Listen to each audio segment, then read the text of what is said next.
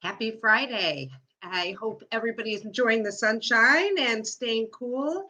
And I am really happy to have Amy Cohen with me today. We're going to learn all about geriatric care. Amy is the founder and owner of Ace Senior Care Navigators. And I'm thrilled to have you with me. Tell me, what is senior care or geriatric care? Thank you, Betsy. I'm glad to be here. So geriatric care management is the practice of professionals supporting older adults and their families with navigating the aging process, everything from healthcare to safety to daily functioning. Kind of more things like, what does my insurance cover? What am I eligible for in terms of things that are grant sponsored or offer discounted programs for low income individuals, everything to placement. If someone requires residency or care in a senior living community, in-home services, navigating the medical system, and also family and senior support for the emotional side of this, acknowledging that there's a huge emotional component that people coming from different vantage points of, well, what does aging mean and what should the aging process look like? Really helping families and seniors navigate that so that people can feel as successful as possible with the aging process. That was a lot. You said something in the beginning that I want to go back to. You were talking about grants and maybe financial opportunities for people. Is that something? I think that's something I haven't heard that before. So can you talk just a little bit about that? Absolutely. So all over the country, it's done by zip codes, but it's called your local area agency on aging, and it's very easy to find. You just type into Google or your preferred search engine area agency on aging with your zip code, and you'll find the website for it. And those are community based organizations that are kind of one stop shops for seniors who are looking, particularly low income seniors. I mean, they service everyone, but grants and other funded programs for people who don't have the means to pay privately for senior care services. They're kind of the aggregate of all those. Certainly in private organizations, religious organizations, for example, may offer financial support. But that would be a great first step for families that are concerned about finances, because the senior care industry is a bit of a boondoggle in terms of what Medicare or Medicaid pays for. And particularly for seniors who are Medicaid beneficiaries, you can sometimes run into the issue where there will be a benefit that they're eligible for, but there aren't vendors who will provide that service. And so they fall through the cracks. And so your local area agency on aging, if whether or not you're working with a geriatric care manager, is a great resource for lower income families in particular. So could you help somebody navigate that whole becoming a Medicaid patient? And I know it's a very involved process. It's confusing. Yeah, it is. So how I typically support clients who are Medicaid beneficiaries or who are interested in Medicaid spend down programs is I will connect them with an attorney who specializes in that process. Acknowledging attorneys aren't cheap, but if you're approaching the Medicaid spend down process anyways, it's a moot point at that point what an attorney costs, and then really working with the family to make sure that I can be their advocate through the process, and particularly once a senior is established with care as paid for by Medicaid, being that squeaky wheel, continuing to be their advocate, acknowledging the challenges of the system. I'm really there to support families, and for things like that are more of a legal process. I'm not an attorney, but I'll certainly refer them out if it's something that I'm not able to handle. Right. You know where your role stops, and you know who to call in, which is, that's the important thing. It's like your doctor calls in the specialist when they know, okay, this is not my, tell us, how did you get involved with this? It's a fun story and one I like to tell. Geriatric care management is not like being a doctor where you have to go, you have to pass the MCATs and you have to go to med school and you have to have a residency. There's not a straight path like that. Geriatric care managers are professionals who come to the profession from all facets of other professions that work with seniors. So the many geriatric care managers have a background in social work or nursing. Some are geriatricians. Personally, myself, I'm an occupational therapist by background. I always thought I wanted to work with children and quickly realized that was not where I saw myself, and that I actually really enjoyed working with older adults. So I sought out career opportunities across the senior care spectrum.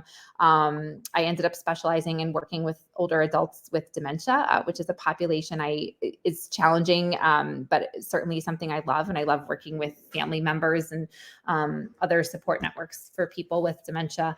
And so kind of throughout all these clinical experiences, I was realizing that seniors and their families just needed so much more support than clinical services could provide. Therapy is not a machine that you walk through and you come out better at the other Right. end. It's really about teaching you that process for how do you make change for the better, and what do you do with someone with dementia who doesn't necessarily remember who I am from session to session, let Right. alone what we're working on. That's really where those outside supports come in, and certainly even for seniors who don't have dementia, it's a very complicated system.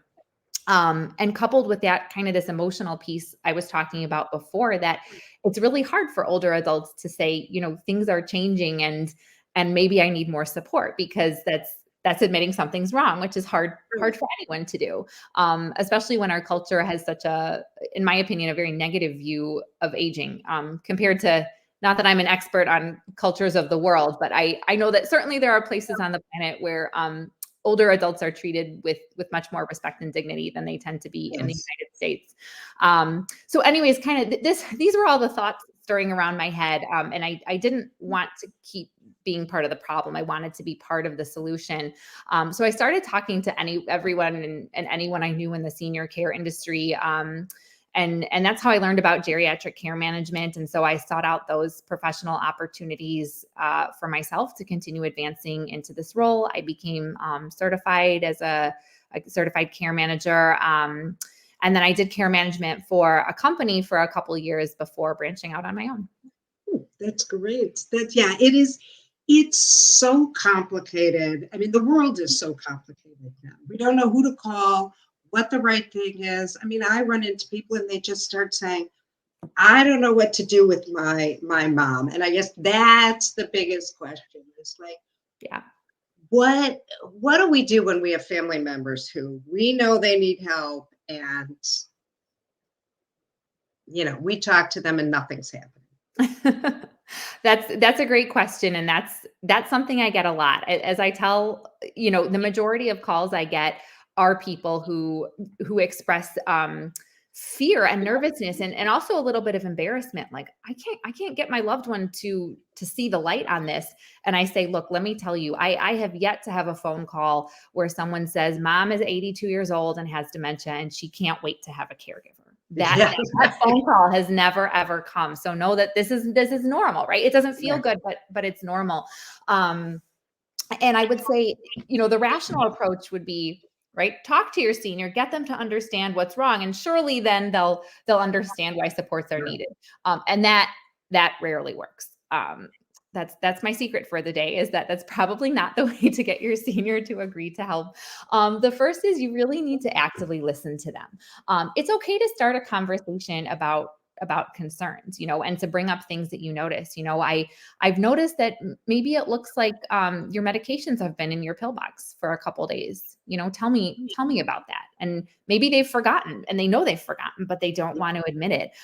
Maybe they don't have the energy to get up to the sink and get a glass of water, and that's hard. Maybe they're having difficulty swallowing, and they know that's a big deal, so they don't want to say it. So it's okay, to gently start a conversation and really listen to them.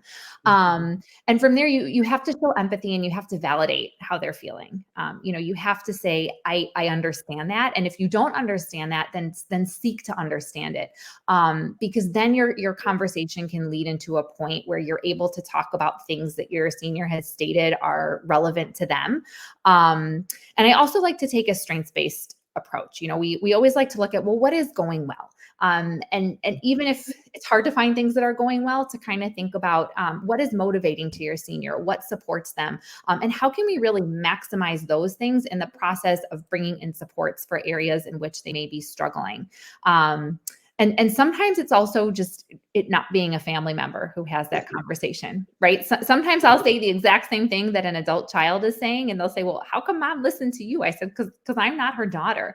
So whether or not you work with a geriatric care manager, sometimes for one of my clients, it's the physician. The physician is the end all be all, and if he doesn't so much listen to me, but he'll listen to his doctor, and so then I talk to the doctor and we kind of communicate, the best way to get that messaging across.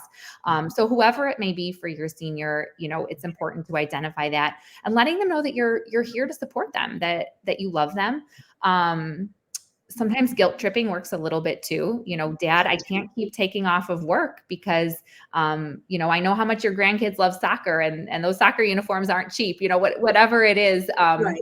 Seniors don't want to feel like they're burdening their family, Right. which is a large part of this. So when you can really highlight how them being open to more assistance can preserve those family relationships, it's great. And also giving them choice, wherever possible. So, what would you say most of your phone calls look like? I mean, people call you when? Yeah. Most people call me when things are already challenging. Yeah.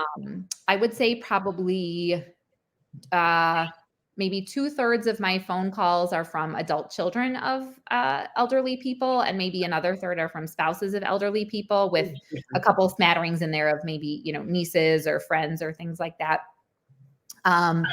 And it's a little bit of that generic, I don't know what to do about my loved one's care. And then they'll typically detail, some of the diagnoses they may have. Maybe they have cardiac conditions.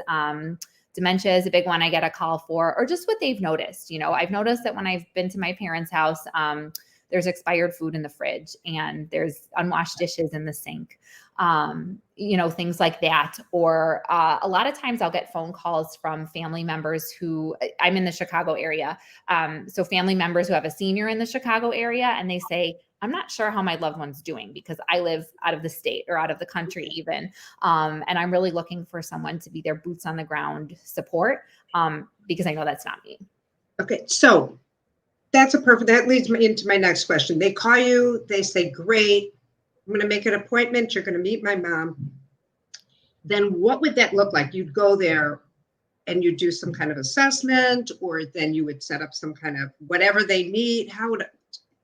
Talk a little bit about what that looks like. Yeah. So after I have that initial contact with the family, where they kind of talk about their concerns are, I'll talk a little bit about what I do, what the scope of my services look like. And from there, it's really tailored to what the clients need. Everything starts with an assessment, which is a pretty in-depth look at a senior's healthcare, safety, daily functioning, and kind of all the ancillary things surrounding that. And the assessment can be done in whatever way is best for the senior and the family. I oftentimes split it into two parts, maybe one with the senior and the family together, and then one with just the family, because sometimes the family wants to speak candidly about things that they're not comfortable saying in front of their senior, which I understand. And certainly, if the senior wants to speak candidly without their family, we'll make sure that everyone gets that space as well. And from there, we establish our goals.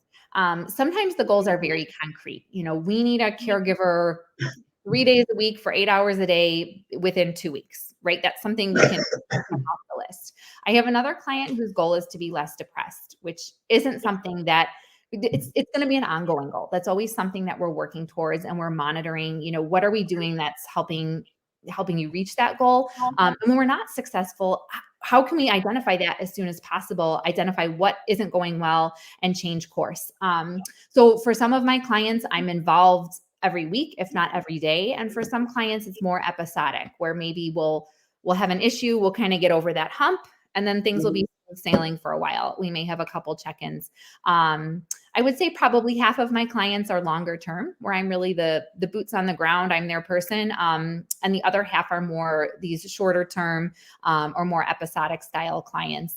But really, I'm here to serve with whatever clients need. So whether that's more or less specific things, not other things. And that's something we always talk about.